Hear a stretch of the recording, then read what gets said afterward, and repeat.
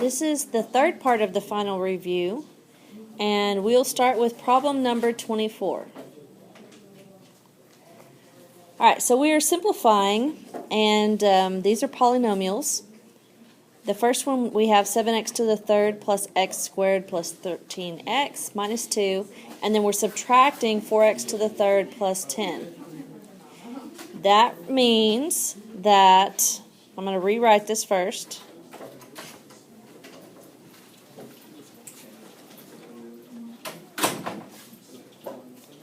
And since it's subtraction, make sure that you subtract the 4x to the third and subtract the 10. Now all we're going to do is combine our like terms. So I have 7x to the third minus 4x to the third, which will be 3x to the third. X squared has nothing to subtract, so it's still plus x squared. 13x has nothing to subtract, so it's still plus 13x. And then I have minus 2 and minus 10, which combined makes minus 12. So number 24 simplifies to 3x to the third plus x squared plus 13x minus 12. Alright, number 25. This time we are multiplying. And because we have a binomial times another binomial, we are going to use FOIL.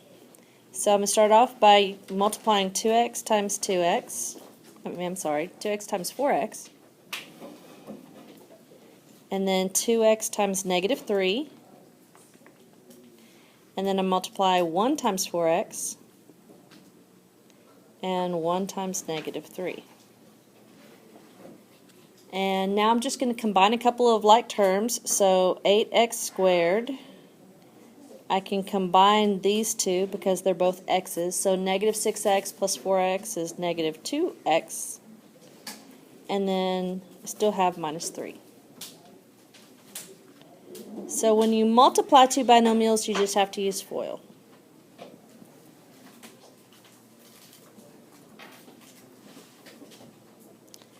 Number 26, we're still going to be multiplying, but this time we have one binomial, because we have two terms there, and then we have one trinomial.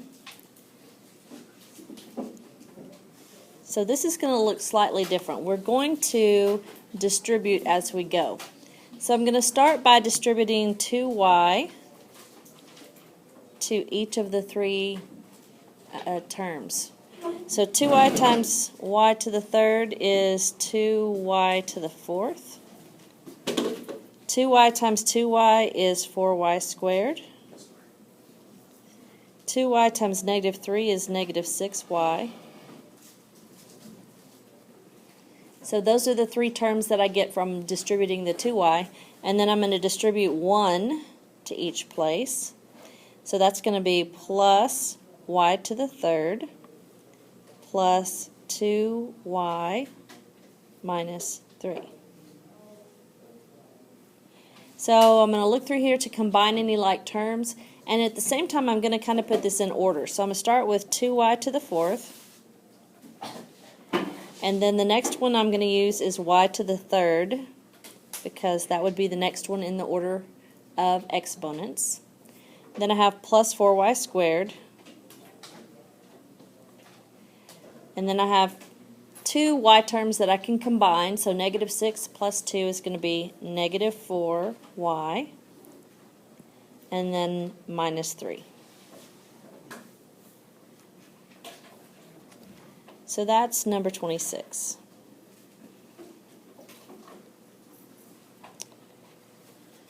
Okay? For number 27... we're going to name the parent function and the shift.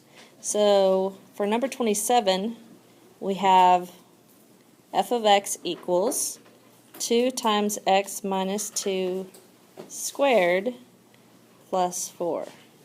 So since this is squared, then that tells me it's a quadratic equation or function. And that also tells me that my original equation would have been, the parent function would have been f of x equals x squared. So the parent function, if there had been no shifts or changes, would have started out with x squared. So then when I describe the shifts, I'm going to first look at this 2.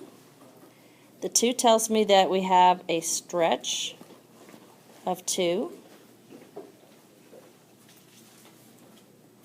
Then when I look at x minus 2, that part's going to tell me that we are shifting to the right 2 places. Because remember, inside parentheses is always opposite. And then the plus 4 at the end tells me that we're going to shift up 4 places. So this is my parent function, and these are my shifts.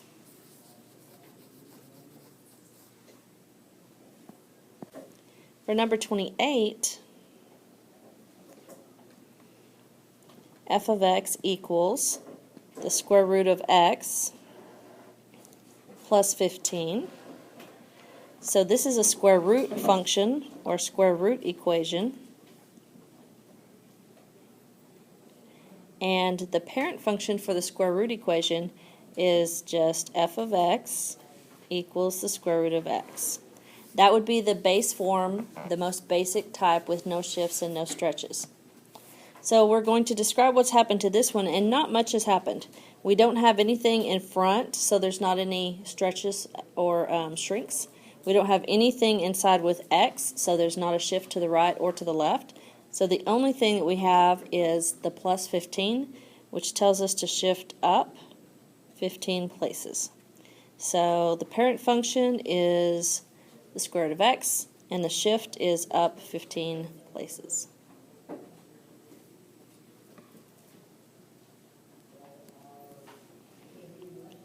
Number 29 is also a square root. So it's still a square root function. The parent function, just like on 28, the parent function would just be the square root of x. So we're going to look to see what the shift is. It looks like we have 2 things this time, because we have a negative in front of the square root, and the negative tells me that this is going to be reflected.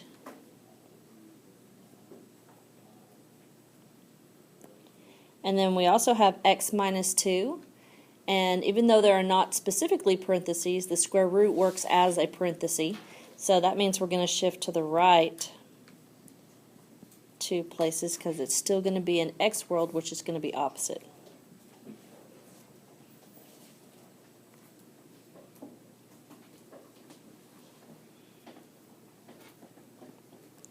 And then for number 30,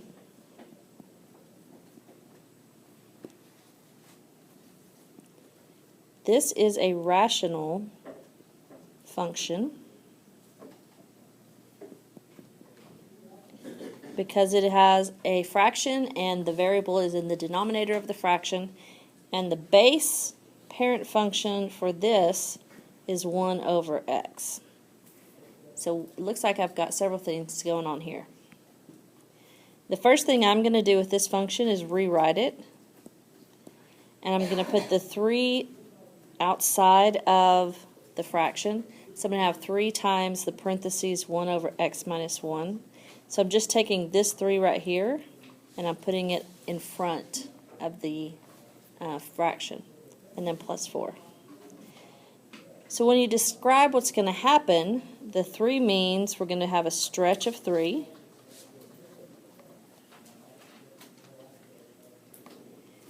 Then we have x minus 1, so that's going to be an x world, so that means we're going to shift right 1. And then we have plus 4, so that means we're going to shift up 4. Starting with number 31, we are going to be looking at some exponents. So we had a whole bunch of exponent rules, and we're just going to kind of go through this and see how we can simplify it.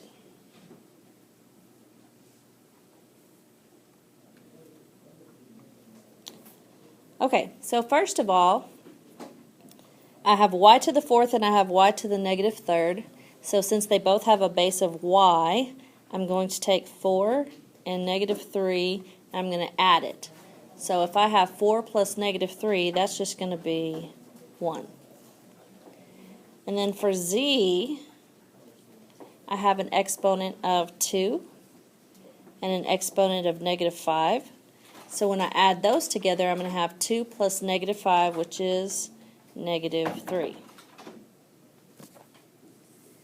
So that's the first step, and I just added my exponents. Now the second thing I have to do is take any term that has a negative exponent. That term needs to be moved to the denominator of the problem. So I'm going to rewrite this as y, and I can write it as y to the first or just write it as y. So I'm going to write it as y over z to the third power. And that is the simplified form for this problem.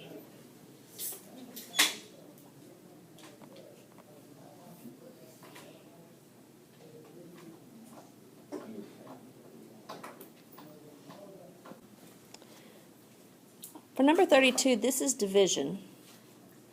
And when we divide, we're going to subtract the exponents. So I'm going to start off with my x's.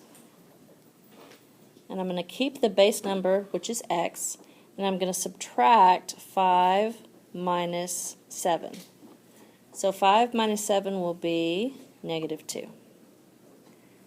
And then for the y's, I'm going to keep a base of y. And then I'm going to subtract negative 8 minus negative 6. So this is negative 8 minus negative 6, which means this is going to turn into addition. So negative 8 plus 6 is also negative 2. So when I rewrite this to take these two terms to the denominator, nothing will be left as a numerator because both of these terms have to move to the denominator. So it's going to be 1 over x to the positive second power, positive 2 power, and y to the positive 2 power. And so that's my solution. Number 33. I have 7c to the 7th power times d squared, and that's all grouped together, and it's to the negative 2nd power. So this time I have a parenthesis with a power on the outside, and I'm going to take that power and distribute it to each power. Now keep in mind, the number 7 itself is actually 7 to the first power. Every single thing has a power.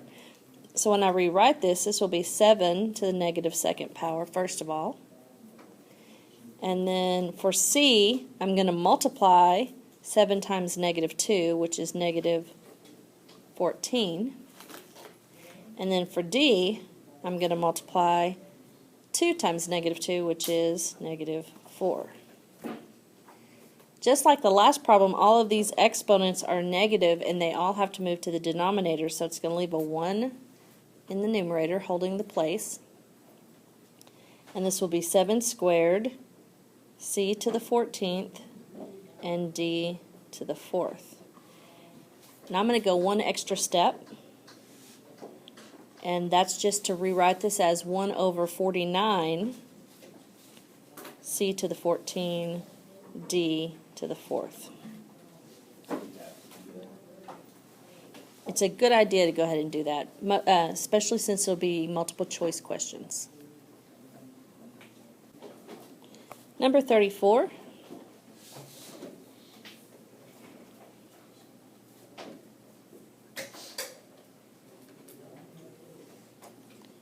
This is another division problem. Now when we divide with the variables, we're going to subtract the exponents. But when we divide the numbers, 12 divided by 21, we're not going to subtract this. We're just going to treat it like a normal fraction and reduce it. So 12 over 21 will reduce to 4 over 7. And then for A, I'm going to subtract the exponent. So I have negative 3 minus 2. Negative 3 minus 2 is negative 5. And then for B, I'm also going to subtract. And this is 9 minus negative 5. So since I'm subtracting a negative, it turns out to be addition. So it's going to be b to the 14th power. Now for this problem, not all of my exponents are negative. The only term that has a negative exponent is right there. So when I rewrite this, I'm going to keep the 4 in the top and the 7 in the bottom. And I'm going to keep b to the 14th where it is in the numerator, but I'm going to move the a to the denominator and make the 5 positive. So 4b to the 14th divided by 7a to the 5th is going to be my solution. Okay, for numbers 35, 36, 37, and 38, we're going to be filling out this chart. We have terms that are in rational exponent notation on the left, and on the right side we're going to have radical notation. So for some of these, we're going to take it from rational and change it into radical, and for some of them we're going to take it from radical and change it into rational. So here's what that'll look like. For number 35, we're going to take 7 to the 1/3 power. So that tells me that it's the third root of 7 to the 1st power. So remember, the 3 down here goes on the outside of the root, and the 1 goes on the inside with the 7. So for number 36, when we're taking negative 8 to the 3rd to the 2/3 power, this will be the third root, and then negative 8a to the 3rd power will all together be to the 2nd power. So this 3 went on the outside, and the 2 goes with the inside of the problem. And we're not simplifying these, so we're just rewriting them. For number 37, we have the 7th root of negative 21 to the 8th power. So when we go backwards, we're going to take the negative 21, and I'm going to put it in parentheses. The root part goes in the bottom of the fraction, so the root part's the denominator, and the inside power goes on the top. So this is negative 21 to the 8/7 power. It's kind of ugly. Let me rewrite that 8. It's not any better. So for number 38 then, we have, well, we're going to look at each one of these. So like for 8, on the inside it's to the 3rd power, but on the outside it's the 2nd root. So that will be 8 to the 3/2 power. And then for x, we have the 3/2 power on the inside.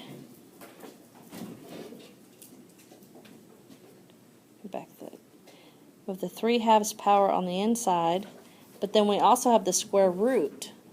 So since the square root also goes in the denominator, it's going to be 3 divided by 2 times 2. So if you simplify this a little bit, it is 8 to the 3/2 power, x to the 3/4 power.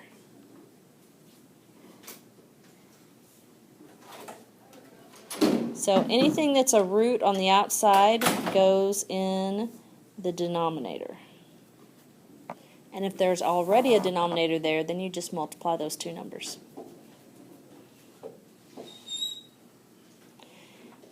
Okay, so that's taking us into these rational exponents, and we're going to evaluate some of these on the next 4 problems.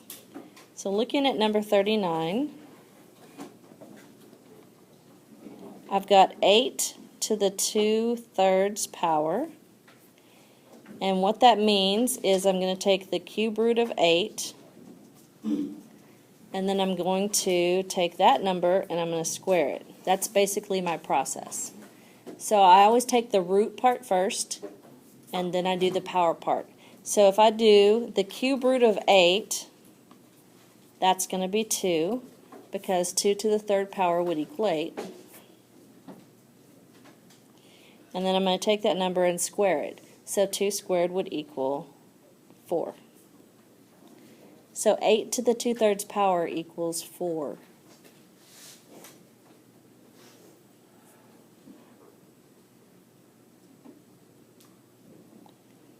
For number 40,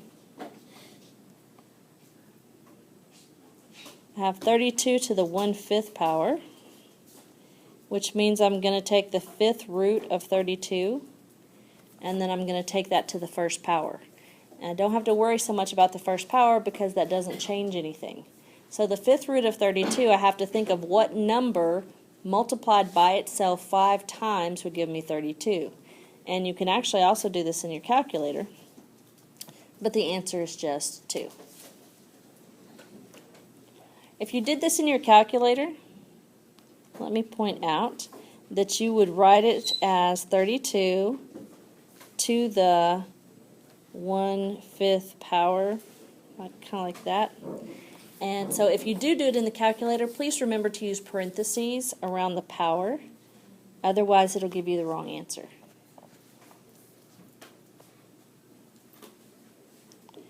Okay, number 41. We have 9 to the 1/2 power. The 1/2 power means the square root. And if you wanted to, if you felt like explaining it a little bit better, you could even put the little 2 out there, like sometimes they do. It's the square root of 9, and the square root of 9 is just 3.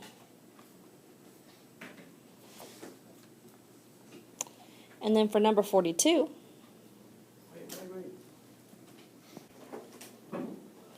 we have 4 to the 3/2 power, which means I'm going to first take the square root of 4, and you don't have to put that 2 in there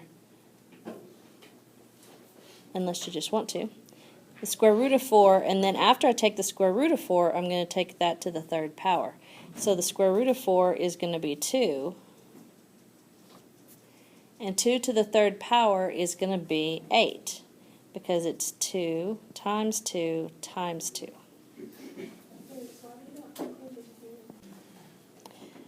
Starting with number 43, where you've got some logarithms, which I know everybody loves logarithms. Probably not as much as I love logarithms. So 43 through 46, we're just going to rewrite these problems. So since this is in logarithm form, I'm going to rewrite it as 5 to the 3rd power equals 125.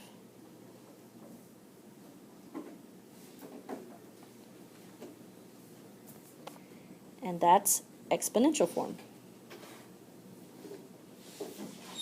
So for number 44, when I take log base 2 of 8 equal to 3, when I rewrite this, I'm going to take the 2 to the 3rd power equals 8. When you rewrite it as an exponent, it should always be a true statement. So 2 to the 3rd power is equal to 8. If it's not a true statement, then you might have something in the wrong place.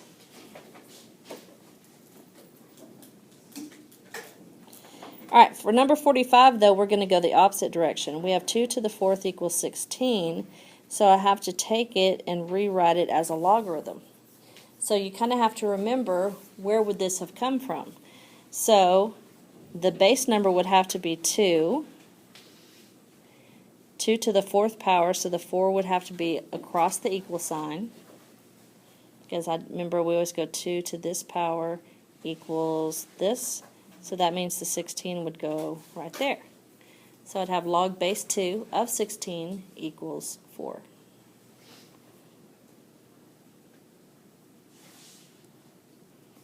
That's its logarithmic form. And then for number 46, I have 5 to the third power equals 125. So I'm going to write this as log base 5. And then the third power will go across the equal sign. And then 125 will go right there. So 5 to the third power equals 125. So that fits our log format.